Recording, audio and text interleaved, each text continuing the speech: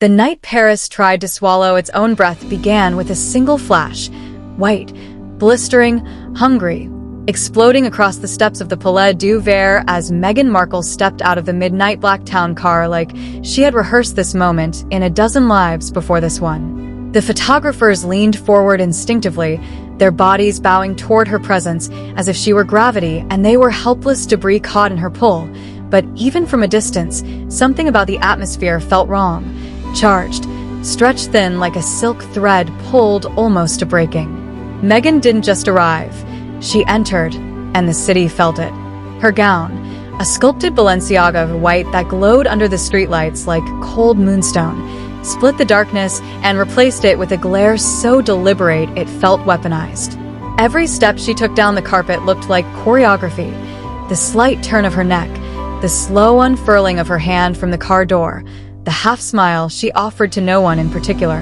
The cameras adored her, but the people inside the venue, the ones who knew the difference between spectacle and supremacy, felt their ribs tighten. It wasn't her beauty. It wasn't the gown. It was the intent behind it all, the unmistakable scent of someone who wasn't here to attend Fashion Week, but to conquer it. Paris loved boldness, but it despised desperation, and something in Meghan's controlled aura carried the faint tremor of someone who needed this moment more than she wanted it. Whispers snaked along the barricades as she passed.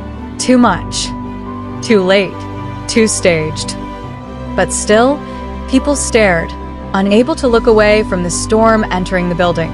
Her team followed behind her in a tight formation, videographers, PR handlers, security, moving with the quiet hostility of a presidential detail, cutting through Parisian editors with a confidence that bordered on arrogance. A single phrase murmured by a French stylist floated into the crowd like a warning. Any regard personne. She doesn't look at anyone. And she didn't. Meghan moved like a woman protected by an invisible sphere of self-importance, a woman who had been told one too many times that she was the story, the moment, the main character. Her team stopped at intervals to rearrange camera angles, recalibrate lighting, and shift reflective surfaces to catch her profile at the most flattering slope. People noticed. They always notice. In the world of high fashion, subtlety is not a suggestion. It is religion. And Meghan had arrived to tear a cathedral down brick by brick. Inside, the venue, its mirrored walls, obsidian floors, and rows of editors sitting with their backs straight and judgments sharper than their pencils, vibrated with anticipation. The Balenciaga show was minutes from beginning, and nothing, absolutely nothing, was allowed to disrupt its precision. But then came the disturbance. First a whisper, then a ripple, then the unmistakable sound of heels striking marble with too much certainty. Meghan had entered the lobby, and every head turned, but not with admiration, more like alertness, the way animals sense a shift in the air before a storm. She moved toward the front rows, her eyes scanning the name cards as if they were suggestions, not assignments. A Vogue editor inhaled sharply when Meghan's security nudged her back an inch to let Meghan pass. Another editor exchanged a sideways glance with her assistant. The energy was shifting, and it wasn't shifting in Meghan's favor. When she sat down front row, naturally, her videographer immediately stepped forward to adjust the lighting. A Balenciaga staff member whispered, "This is sacred space," but the words never reached the man's ears. He didn't care. His lens tightened. His mouth formed 6 quiet, damning words. "The Duchess needs perfect coverage." That sentence landed like a stone in water. Every ripple that followed was consequence. A production assistant froze mid-step. A buyer from Milan looked up sharply. 2 interns whispered, "No, no, no," under their breath in accented English. Editors wrote nothing. They simply watched, and noticing was far more dangerous. Meanwhile, backstage, models lined up like porcelain soldiers, their faces pulled into sculpted serenity until a sound sliced through the hum like metal against stone. Raised voices, footsteps, cameras, staff being gently but defiantly brushed aside. Meghan's entourage had found their way backstage, a restricted area, a sanctuary, a war room. And that was the moment the temperature in the building dropped. Because there are 2 kinds of power in Paris Fashion Week. the loud kind and the kind that announces itself with silence. The latter arrived in the shape of Anna Wintour. She emerged from the shadows with her signature sunglasses, indoors at night, and the most dangerous expression she possessed: neutrality. Anna never looked angry. Anger was beneath her. But the unreadable calm on her face had escorted more careers to their graves than any tantrum ever could. She stepped forward like a blade wrapped in velvet, her presence slicing effortlessly through the chaos as Meghan's team continued adjusting equipment. The room stilled. Even the models stopped breathing for a second. An assistant felt her knees weaken. Then, with measured precision, Anna delivered 5 words that cracked through the air with the softness of a whisper and the impact of an earthquake. "You can't bully my staff." The room reacted like a collective exhale after holding its breath too long. Meghan's team froze. One camera lowered. A security guard blinked twice, unsure of the protocol for confronting the queen of fashion. Meghan herself turned, her expression flickering, just for a second, between confusion, irritation, and something uncomfortably close to fear. Anna did not move. She did not repeat herself. She didn't need to. Her authority was so absolute that even the shadows felt the command. Meghan opened her mouth as if to respond, but nothing came out. For the first time that evening, she wasn't performing. The mask cracked. And in that fraction of a moment, everyone watching saw something raw flicker behind her practiced confidence. Not guilt, not humility, but uncertainty, the kind that comes from realizing the rules of the room don't bend for you. Not here, not tonight, not under these lights. That moment traveled faster than sound. A staff member captured 30 seconds of the confrontation on her phone. The clip leaked before the show even ended. But the world didn't see what happened after the camera stopped because once the recording cut, the true story began. Meghan stood frozen as Anna's unyielding gaze lingered a heartbeat longer than necessary. Then Anna turned, her coat brushing lightly against Meghan's gown as she walked away, not out of disrespect, but out of dismissal, which was worse. Meghan's team scrambled, whispering instructions, readjusting cameras, attempting to salvage whatever narrative they could. But something irreversible had happened. The room had chosen a side, and it wasn't hers. What happened next spread through the venue like a quiet, invisible shockwave, the kind that doesn't knock you down immediately, but reverberates inside your bones until you're not sure if the trembling is your own or the room's. As Anna Wintour disappeared back into the labyrinth of velvet curtains and mirrored hallways, the energy shifted again, but now it was colder, sharper, a kind of precision that only comes after a hierarchy has been reasserted.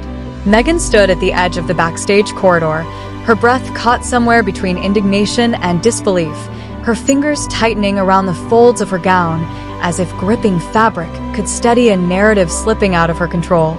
Her team edged closer, whispering frantic strategies in hushed, panicked tones. "We can spin this. Stay calm. Keep smiling." No reaction. But Meghan knew, even before she turned back toward the runway, that the moment had already escaped her grasp. It was the kind of moment that didn't stay in Paris. It metastasized. And it did. Staffers snuck glances at her as she re-entered the front-of-house seating, but they weren't looking at her elegance or the meticulous cut of her dress anymore. They were looking at the fracture, the hairline crack, the small but seismic shift in the atmosphere that said, something has changed. The Balenciaga show began, but while the models walked in sculptural shadows and industrial music echoed through the hall, no one was watching them the way they usually did. Editors typed notes, but their hands shook with the thrill of imminent scandal. Assistants exchanged glances like children clutching forbidden secrets. Even the air felt heavier, as if carrying the weight of an unspoken verdict. Meghan sat in her front row seat with practiced confidence, chin high, posture flawless, but the flicker in her eyes betrayed the truth. She felt the room withdrawing. Not outwardly, not dramatically, but in a subtle, decisive way that hurt far more than being booed or mocked. Silence is never neutral. Silence has temperature. And this one was freezing. When the show ended, applause rose in a wave, polite but muted, and Meghan took a deliberate moment to applaud as well, her movements slow and regal, her expression softening into what she hoped resembled serene appreciation. Cameras flashed. Her videographer caught the angle. Her team exhaled. And yet something was off. The applause didn't wrap around her. It moved past her. It treated her like empty space. As the crowd began to stand, the real chaos began. Not loud chaos, not dramatic, but the kind that reveals itself through tiny betrayals. Invitations that should have been handed into her team's waiting palms were mysteriously unavailable. A PR contact who had promised to escort her to an after-show dinner suddenly remembered an urgent call she had to take. A well-known brand director passed by and pretended not to notice her, even though their shoulders merely touched. And the worst part? Meghan noticed everything. She always noticed everything. The brain that had once memorized scripts and camera cues now replayed every microslight in slow motion. Her smile tightened by a millimeter. Her eyes scanned the room like a general surveying a battlefield, trying to locate the enemy line. And then, in the middle of the glittering crowd, her gaze caught a flash of silver. Anna's bob swaying gently as she walked, effortlessly surrounded by designers, editors, and fashion elites who orbited her like planets around a sun. Not because they had to, because they wanted to. Meghan swallowed something sharp and hot. Envy. Not the kind she would ever admit, but the kind that comes from seeing a woman who held power without performing it. Meghan wanted that. Not fame, not applause that she had. She wanted effortless fearlessness, silent dominance. But Meghan's version of power required attention to exist, and tonight, attention had turned its head. As she and her entourage swept toward the exit, a staff member approached politely and asked her team to keep the cameras lowered while leaving due to space constraints. Meghan's jaw flexed. Her videographer hesitated. Her publicist stepped forward like a soldier ready to shield a queen. But Meghan lifted one hand, a gesture of restraint, and nodded. It's fine. But it wasn't. Every step down the mirrored hallway felt like walking through a reflection she didn't want to see. Outside, the cold Paris air hit her like a slap. The crowd beyond the barricade cheered, but the cheers felt thin, almost obligatory. Still, she smiled, waved, gave them the moment they came for. Her team swarmed around her, adjusting lights, tweaking audio, smoothing fabric, but she felt none of it. Not the gown, not the cameras, not the fans. She felt only the absence of Anna's acknowledgement, the absence of Vogue's usual warmth, the absence of the silent respect she once took for granted. They entered the car. The door shut, and suddenly the world went quiet. Meghan's composure melted. Not all at once, not dramatically, but in small, precise fractures. Her breathing quickened. Her hands tightened around her clutch until her knuckles whitened. "What happened back there?" she finally whispered, her voice low, raw. Her publicist exchanged a glance with her assistant. They hesitated, the kind of hesitation that said the truth was dangerous. "It's complicated," her publicist said carefully. Meghan turned her head slowly, the movement smooth but deadly. "Explain."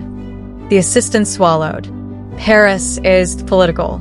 Anna has influence. People follow her lead without question. If she felt disrespected, I didn't disrespect anyone." Meghan snapped. Too fast, too sharp. The car fell silent again. Her videographer muttered something about narrative control and re-editing footage, but the words sounded thin, flimsy. Meghan leaned back against the seat, staring out the tinted window as the city lights streaked past. Her reflection glared back at her, not the polished duchess, not the camera-perfect star, but a woman whose crown had slipped without her noticing. When they arrived at the hotel, the lobby buzzed with excitement for Fashion Week. Influencers posed, designers mingled, journalists whispered. But as Meghan crossed the marble floors, conversations dipped, not stopped entirely, but dipped just enough to say that her presence was no longer a rising tide, but a shifting current. Reporters snapped pictures, but the flashes were weaker, the angles less committed. Something was coming. Something unseen but inevitable. Meghan could feel it tightening around her like a corset. Upstairs, in her suite, She removed her earrings slowly, deliberately, as if unfastening pieces of armor. Her team hovered in the background, updating her on press coverage. Most outlets are writing positive pieces, her PR manager said brightly. The narrative is still strong. We're emphasizing empowerment, boundary setting, confidence. Meghan cut her a look so sharp it felt like a blade. Show me the comments. The manager hesitated, then handed her the tablet. Meghan scrolled.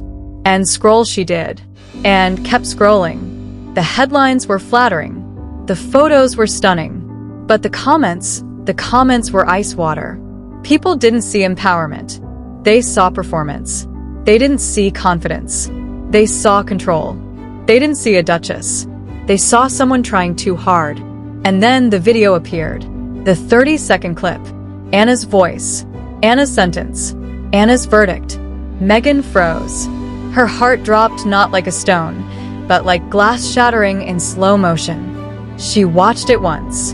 Then again. Then again. 5 words. A 5-second confrontation. But the comments underneath were worse than the video itself. This is embarrassing.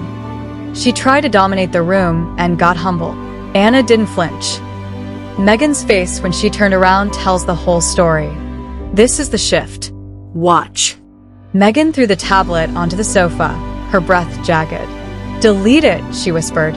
We can't, her manager said softly. It's everywhere now. Meghan closed her eyes, and for the first time that evening, she felt something she had never allowed herself to feel in public. Fear. Not fear of failure. Fear of irrelevance. Fear of losing the room. Because once you lose the room, you lose everything. Her publicist approached gently. We can counter this, she said. We can release behind-the-scenes footage. Frame it as empowerment. You setting healthy boundaries. You protecting. No, Meghan said suddenly, opening her eyes. Something dark, something determined, flickered there. We don't play defense. We play offense. Her team exchanged looks. What does that mean?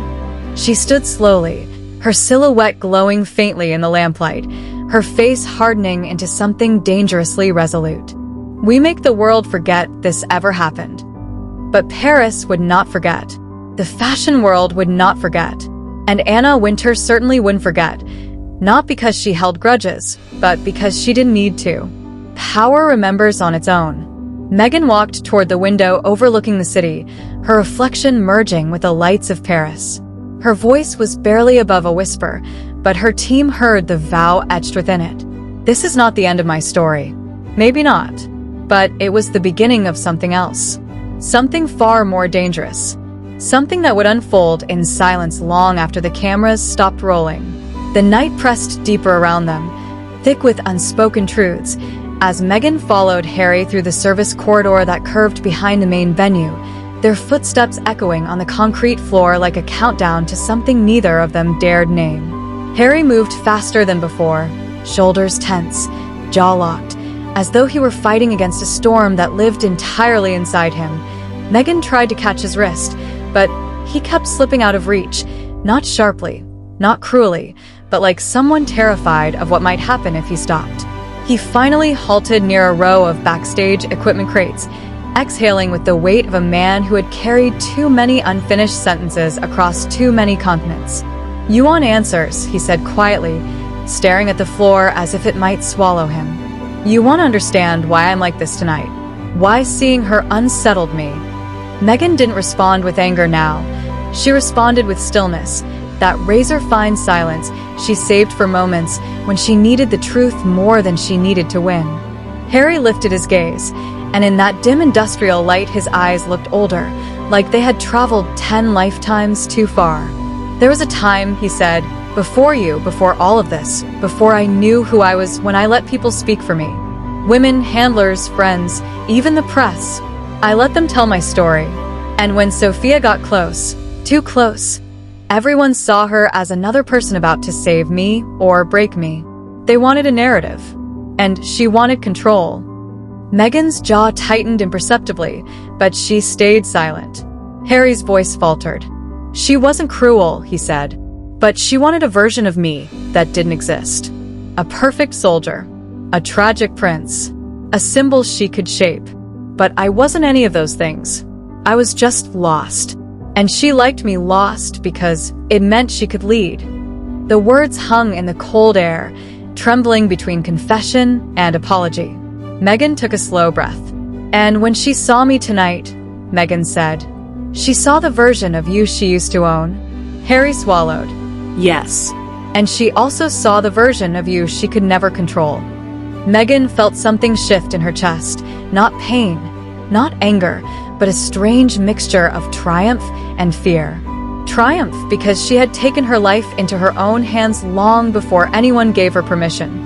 Fear because she knew women like Sophia, powerful, disciplined, and fueled by a history that made them immune to intimidation. They didn't break, they calculated. Harry stepped closer, his voice softer now, more fragile. I didn't want to talk to her. I didn't want to remember that period of my life. I didn't want you to think I kept anything from you. Meghan looked up into his eyes, the way she always did when she needed to decide whether to rebuild the bridge or burn it. You didn't keep anything from me, she said, but you didn't tell me the part about how much she meant to you, or how much control she had. Harry winced, not because she sounded accusatory, but because she was stating what he feared most. He rubbed his hands over his face. I wanted that part forgotten, buried. I didn't want it to be part of our story. Meghan stepped forward, placing her hand on his chest. But it is, she whispered, and pretending it isn't only gives it power. For the first time that night, Harry let himself lean into her touch, grounding himself in her presence the way he had always done in the moments that mattered.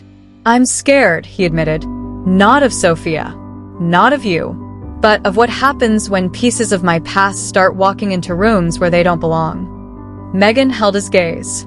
Then we faced them, together. But you can't run from them, and you can't hide them from me. Not anymore. He nodded slowly, like a man surrendering not to defeat but to truth. But the moment didn't stay gentle for long. A voice sliced through the corridor, Sophia's voice. Harry. Meghan and Harry turned simultaneously. Sophia stood at the other end of the hallway, her posture perfect, her expression unreadable, holding a portfolio case at her side like a weapon wrapped in leather.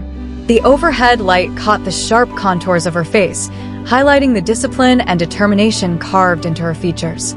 She walked forward slowly, her heels tapping a steady metronome against the concrete, the sound snapping tension through the air. I didn't come to fight, she said, glancing briefly at Meghan before returning her eyes to Harry. I came to return something. She opened the portfolio and pulled out a thin, worn notebook, the kind soldiers scribbled in during deployments, the kind filled with half-thoughts and unprocessed trauma. Harry's shoulders stiffened immediately. Meghan recognized it instantly, his handwriting, his sketches, his fragmented reflections from Afghanistan. She had seen pieces of this notebook in his stories, but she never knew it still existed. Harry stared at it like it was a ghost. Sophia extended it to him gently. You left it with me, she said, years ago. You said you didn't want it anymore, but I don't think that was true. I think you just didn't want to remember, and that's fine. But it's yours. Harry took a step back as though the notebook had a pulse. I don't need it. Sophia's eyes softened for the first time. But you do, she said quietly, because the man you were back then is still a part of the man you are now. And pretending that part doesn't exist, it just hurts you. Meghan watched the exchange carefully, not threatened, not jealous, but evaluating. Sophia wasn't trying to lure Harry back. She was trying to unburden him, and Meghan could respect that, even if she didn't fully trust her. Harry finally reached out and touched the notebook, his fingertips trembling. The moment he did, a muscle in his jaw twitched, a memory flickering behind his eyes, raw and uninvited. Sophia stepped back, giving him space. I shouldn't have kept it this long, she said, but I didn't know how to return it. And when I saw you tonight, it felt like now or never. Meghan stepped forward, her voice calm but steady. Thank you, she said, surprising even herself. Sophia nodded once, grateful, but not emotional. He was a different person back then, Sophia said, looking at Meghan now. Lost. Hurting. trying to be what everyone wanted him to be. You don't let him be that. And that's good. For both of you. Meghan held her gaze. He doesn't belong to anyone, she said softly. Not me, not the world, not his past. Sophia smiled faintly. That's why I'm not here to take anything from you. She turned back to Harry. I'm here to close a chapter. For him. And for myself. Harry exhaled slowly, the kind of breath that came from somewhere deep and long buried. For a moment, the three of them stood in a strange equilibrium. The man he used to be, the woman who had known him then, and the woman who knew him now. But peace was never meant to last that long in Paris. A sudden burst of voices echoed from the main arena, shouting, frantic movement, the shuffle of security rushing towards something urgent. Meghan and Harry turned toward the sound instinctively. A technician sprinted past them, nearly colliding with one of the crates. There's a problem on stage, he shouted without stopping. Someone tampered with the light rig. It's falling. The three of them exchanged a look, confusion, alarm, instinct. Harry's instincts kicked in first. He moved toward the arena entrance with the focus of someone trained to run toward danger, not away from it. Meghan followed instantly, her gown sweeping behind her like a crimson flame. Sophia hesitated only a single beat before racing after them. They burst into the main arena to find chaos erupting across the runway. Models scattered. Crew members shouted. A massive lighting truss hung at a dangerous angle above the catwalk, suspended by a single fraying cable that groaned under the weight. The crowd was rising in panic. Harry grabbed a security guard. Where's the emergency stop? The guard pointed toward the far right platform. Harry sprinted without hesitation, dodging chairs and crew, while Meghan guided people away from the danger zone with a voice that carried authority stronger than panic. Move away from the runway. Now. Follow the ushers. Her voice cut through the chaos like a blade. Sophia rushed toward the models, ensuring no one was injured, her tone sharp, commanding. Clear the stage. Move. The cable snapped. The light rig dropped several feet with a violent metallic scream. People gasped, screamed, stumbled. Harry reached the emergency lever and slammed it down just in time, stopping the full collapse by a margin so thin it felt supernatural. Silence swallowed the room for a split second as the rig shuddered, frozen in place by the emergency lock. Then the applause began. Not polite, not staged, but thunderous, relieved, grateful. Meghan looked across the chaos and found Harry's eyes.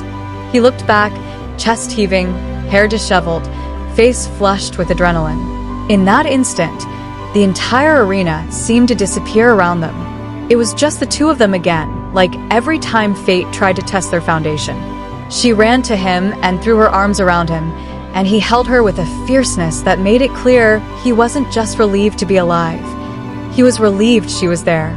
Sophia watched from a distance, her expression unreadable, not longing, not jealousy, but acceptance.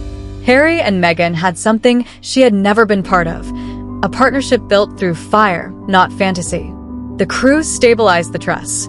Ushers guided people back to their seats. The show slowly resumed.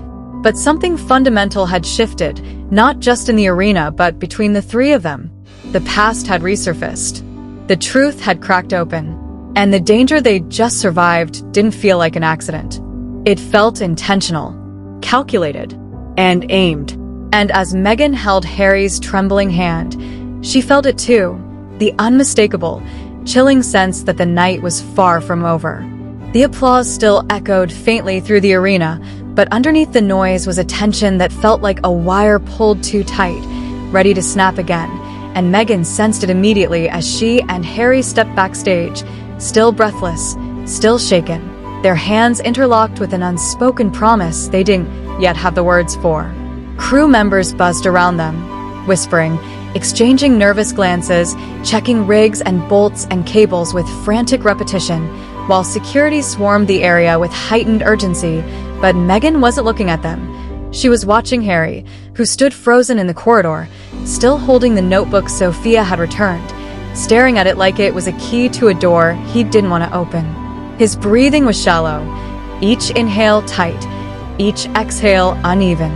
"You should sit," Meghan murmured, touching his arm. Harry shook his head. "I'm fine," he said, but his voice betrayed him. It wasn't steady, it wasn't calm, it wasn't anything resembling fine. Meghan glanced toward Sophia, who lingered a short distance away, arms folded, eyes sharp, scanning the rafters and catwalk platforms with a look that wasn't fear. It was calculation. Meghan approached her. "You think this wasn't an accident," she said. Sophia didn't look away from the ceiling. No. The cut was too clean, too precise. Someone knew how to do it quickly. Meghan felt a cold burn in her chest. "And you think it was meant for Harry?" Sophia turned, and for the first time that night, her eyes held something like dread. "Not Harry," she said quietly. "You." Meghan didn't flinch, not visibly, but she felt something shift behind her ribs.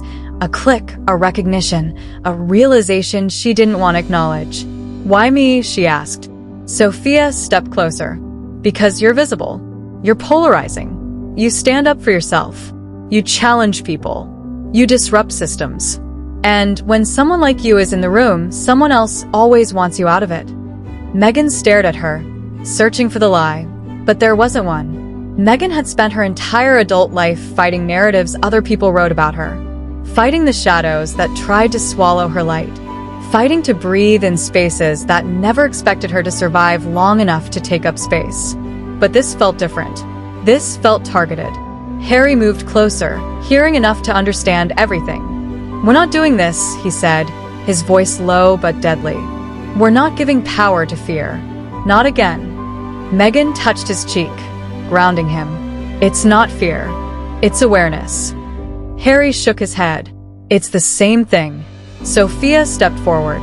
"You need security. Real security. Not event security. Not hired guards. Professionals." Harry bristled. "We can handle." "Stop," Meghan said softly, placing a hand on his chest. "She's right." Harry froze at her touch, then exhaled, defeated by the truth he didn't want to admit. "I don't like this," he whispered. Meghan smiled sadly. "Neither do I." Before they could speak again, a stagehand approached, pale and trembling, holding a walkie-talkie. "Mr. and Mrs. Sussex," he stammered. "Anna Wintour wants to see you. Immediately." The message landed like a stone. Meghan and Harry exchanged a look. Confusion, tension, curiosity. Sophia stepped back. "Go," she said. "I'll wait." Meghan hesitated. "You don't have to." "I'm not going anywhere," Sophia replied. "Not until I know you're both safe." Meghan nodded once, grateful in a way she hadn't expected.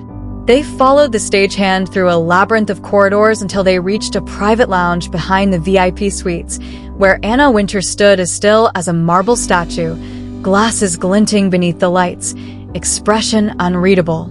The air was colder here, the silence sharper. "Sit," she said, without looking at them. Meghan and Harry obeyed. Anna remained standing, her authority filling the room more than her presence ever could. After a long, impossible silence, she spoke. "Someone tried to sabotage my show." Meghan swallowed. "We know." Anna raised a hand. "Let me finish." Her tone could silence earthquakes. This was not random. This was not impulsive.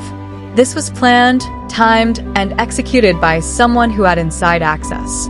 That much is clear. Harry leaned forward. "Do you have any idea who?" "Yes," Anna said flatly. Meghan's heart thudded once, hard. "Who?" Anna removed her glasses, folding them neatly. "Someone who wanted to make a statement. Someone who wanted to create chaos. Someone who believes their narrative is more important than the safety of this industry." Meghan felt her pulse spike. "Are you saying someone was targeting us?" Anna looked directly at her now, eyes sharp as needles. "Someone was targeting you." Meghan's blood turned to ice. Harry's hand tightened around hers. "Who?" he demanded. Anna hesitated, for the first time in years, perhaps for the first time ever, but only for a second. "A rival," she said. "Someone who hates what you represent. Someone who wanted to scare you off tonight's stage because they fear what happens when a woman like you stands in front of the world." Meghan felt a storm rising inside her, but it wasn't fear. It was anger, controlled, precise, molten. "Do you want us to leave Paris?" she asked. Anna shook her head once. No. "I want you to stay, because if you disappear now, they win. And I don't tolerate cowards winning." A knock at the door broke the tension. A guard stepped inside. "We found someone," he said. They all rose immediately. The guard led them to a storage corridor where security had detained a young technician, shaking, sweating, terrified. Meghan's breath caught. The boy couldn't be older than 22. Harry stepped forward. "Why did you do it?" The boy sobbed. I didn't know. Someone paid me. They said it was a prank. They said it would only drop a few inches. They said, "Who?" Harry demanded. The boy shook violently. "I don't know her name," he cried. "She wore sunglasses. Indoors. A long coat. Blonde hair. She said she represented someone important. She gave me cash. A lot." Meghan inhaled sharply. Blonde. Sunglasses. Coat. Someone who knew the building layout. Someone who knew timing, sightlines, structural vulnerabilities. Not a child. Not a fan. A professional. Anna's voice cut the panic like a blade. "Let him go." Security hesitated. "But he was a pawn," Anna said coldly. "The person we want is still out there." Meghan turned to Harry and saw the fear he tried so hard to hide. He squeezed her hand. "We're leaving," he whispered. Meghan nodded. They made their way to the back exit, where the night air hit them with the force of a slap. Cold, biting, real. Sophia waited in the shadows, arms crossed. "Well," she asked. Harry exhaled. Someone targeted Meghan. Sophia's jaw tightened. "Then we move now." They walked quickly toward the waiting cars, but every step felt heavier, every shadow sharper, every distant footstep suspicious. Paris, once enchanting, now pulsed with danger. When they reached the alley behind the venue, the street was eerily quiet, the air still. Too still. Meghan felt a prickle at the base of her spine. "Harry," she whispered. He stopped. Sophia's hand drifted toward her coat pocket, the body language of someone trained. "We're not alone," she murmured. A figure stepped out from behind a dumpster at the end of the alley. Slow, deliberate, face obscured by a hood, hands in pockets. Meghan grabbed Harry's arm instinctively. The figure didn't move closer, didn't speak, didn't retreat. They simply stood there, watching. Sophia positioned herself in front of Meghan and Harry. "Stay behind me." The figure lifted one hand slowly, pulling something out of their pocket. Meghan's breath froze. Harry tensed. Sophia braced. But it wasn't a weapon. It was a phone. The screen glowed, and a single message appeared on it, large enough for them to read even from a distance. "This isn't over."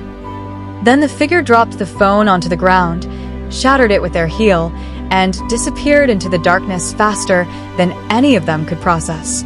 Sophia darted forward, but the alley was empty. Gone. Vanished. Like smoke. Harry wrapped his arm around Meghan, pulling her close. Sophia returned, breathless, furious. "They're trained," she said. "Highly. This wasn't personal. This was strategic." Harry looked down at Meghan, who trembled. Not from fear, but from the sheer weight of everything she'd survived, everything she'd fought against, everything she now knew would follow her into every room she entered. "We're going home," Harry said. Meghan nodded, but as they stepped into the car, as Paris blurred past the windows in streaks of gold and shadow, Meghan felt something ignite inside her. Something fierce, something unbreakable, something that had been burning since the day she stepped into a world that wanted to devour her whole. She looked at Harry, at Sophia, at the city reflected in the glass. "They came for me tonight," she whispered. "Let them try again." And somewhere in the Paris night, unseen and unnamed, someone watched the car disappear into the darkness, smiling. Because the game had only just begun.